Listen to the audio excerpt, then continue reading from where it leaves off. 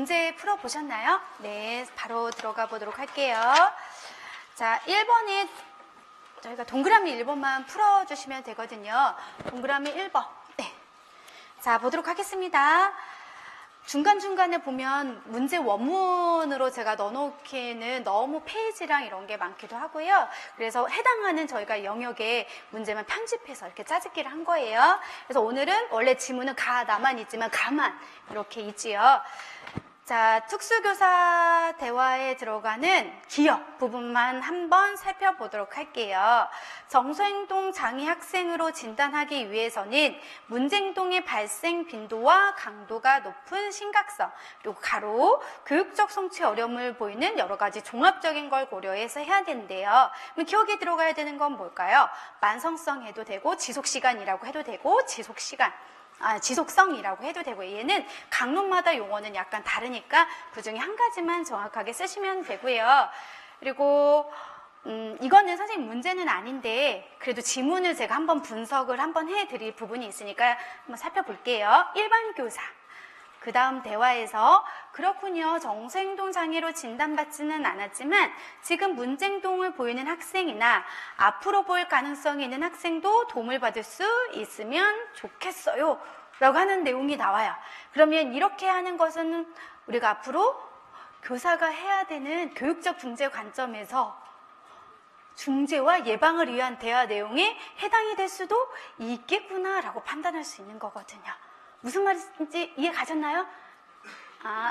자, 무슨 말인지 다시 한번 설명해 드릴게요. 문제는 아니지만 나중에 선생님들이 한번 전체적으로 1, 2월 때 공부를 하시면 기출문제를 분석을 하셔야 되잖아요. 그러면 정답하고 이거 이렇게 하는 게 기출문제 분석은 아니시죠. 하나씩 지문마다 이건 무엇에 해당이 되는 거지? 어떤 관점이지? 라고 분석을 해야 되는 건데 만약에 이제 우리가 배웠던 지문과 연관을 시켜본다면 지금 보고 있는 일반 교사 대화 내용 중 정서행동으로 진단받지는 아직 않았잖아요. 의뢰하지 않았으니까.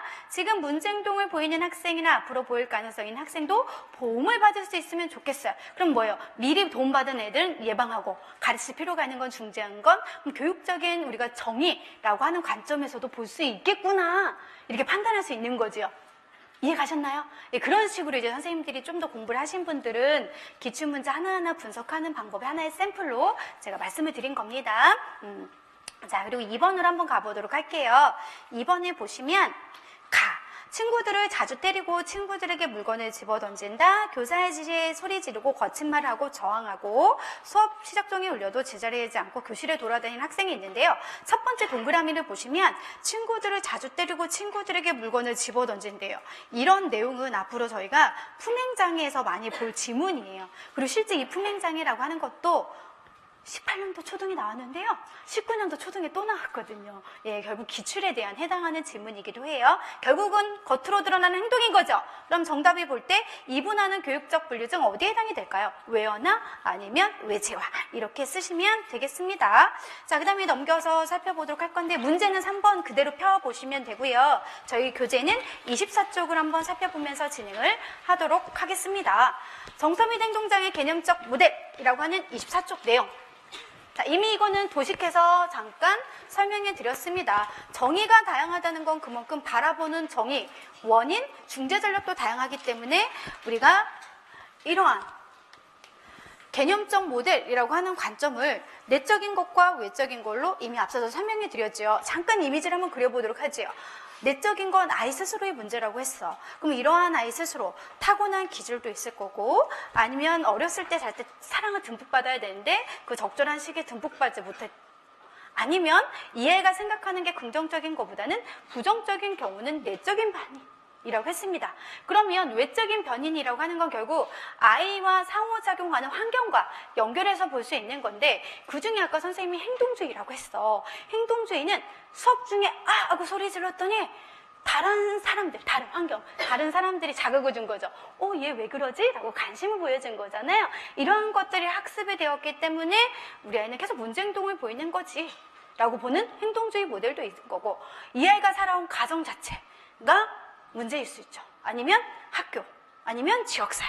이렇게 문제를 보는 게 생태주의라고 했거든요. 생태학적 모델이라고 했는데 그럼 이러한 개념적 모델이라고 하는 외적과 내적 왜 선생님이 여러 번 할까?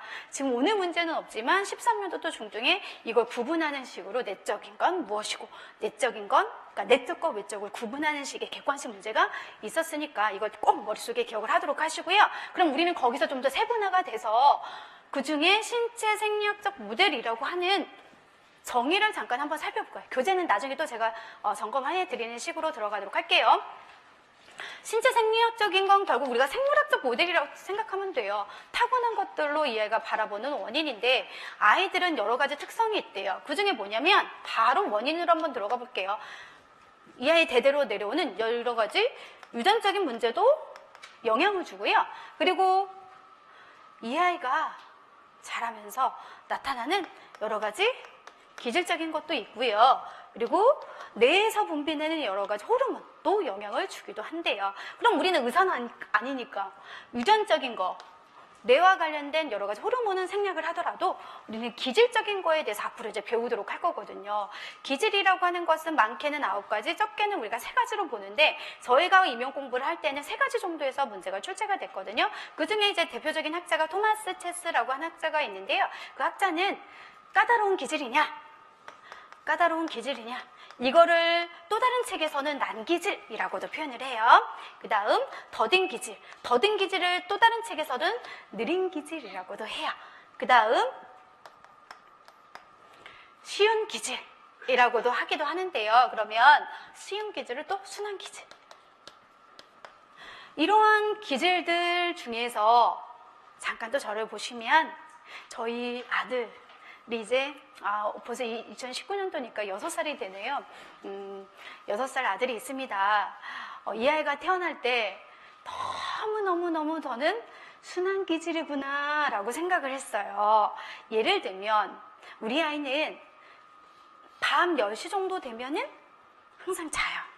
그리고 대부분 어린 신생아들은요 2-3시간에 한 번씩 깨서 밥을 엄마 모유라든지 분유를 먹어야 되거든요. 그런데 이제 제가 일을 하다 보니까 제가 이제 앞으로 얘기를 많이 할 거예요. 시어머님이랑 저랑 이제 저희 식구가 같이 살아요. 그래서 시어머님이 아기를 이렇게 토닥토닥 하면서 같이 재우고 잤어요. 그리고 얘는 아침 7시 반이면 항상 눈을 떴어요. 그래서 신생아 때부터 10시부터 7시 반 이렇게 꾸준히 잘 잤어요. 결국 뭐예요? 민감하지 않고 규칙적. 이렇게 규칙적이고 제때 밥도 잘 먹어요. 이런 것들이 나누는 기준이라는 거거든요. 환경에 민감하냐, 규칙적이냐, 잠은 잘 자냐, 이런 것들. 그렇게 나타나는 아이들은 대부분 순한 기질이라고 많이 해요. 하지만 항상 얘가 10분마다 계속 울어요. 밥도 잘 먹지 않아요. 잠도 잘 자지 못해요. 그럼 이런 어렸을 때 나누는 걸 대부분 뭘로 분류를 해요? 까다로운 기질로 분류하거든요. 그렇지만 이 더딘 기질은 약간은 그러한 성향들이 반반씩이긴 하지만 결국은 나중에는 순한 기질로 가는 거라서 아무런 문제가 되지 않아요. 그런데 이제 우리는 정서및 행동장애라고 하는 관점에서 바라볼 때 대부분의 아이들은 기질적으로 어떤 걸 가지고 있더라. 까다로운 기질을 많이 가지고 있대요. 그래서 얘는 성격이 까칠해. 또 말을 왜 그렇게 함부로 하니? 라고 하는 것 자체가 기질적으로 이 아이가 까칠한 그런 성격들을 가지고 있다에 영향을 준대요. 그러면 우리는 이러한 3가지 기질 중에서 까다로운 기질 아이는 기질 자체가 이미 까다롭기 때문에 까다로운 대로 두면 안 되잖아요. 어떻게 해야 될까요? 중재를 또 해야 되겠죠. 어떻게? 까다로운 기질이 발현하지 않도록 잘못된 거, 잘한 거 칭찬도 해주고 아니면 적절하게 올바른 행동을 보일 수 있도록 해주는 걸로 적절한 말 그대로 중재가 들어가야 되는 거. 제 머릿속에 일단 기억하시고요. 선생님 이거 조금 이따 설명해 줄 거니까 해줄 거고요. 또 하나는 예로 들어 설명해 줄게요. 우리 경호가 순한 기질이라고 했죠. 그때 당신은 뭔지는 잘 모르겠어요. 이 아이가 환경적으로 여러 가지 영향을 받았는지 여기 앞으로 다 설명하겠지만 결국 순환 기질은 아니더군요. 예, 결국 여러 가지 행동들이 또 보이기도 합니다. 결국은 타고난 이러한 영양들의 기질들, 뭐 유전적인 것은 있을 수 있으나 아이들을 큰 틀에서 보면 환경적인 영향도 굉장히 많이 좌우하다. 그래서 결국은 문제 지문에서 태어날 때 기준으로 까다로운 기질,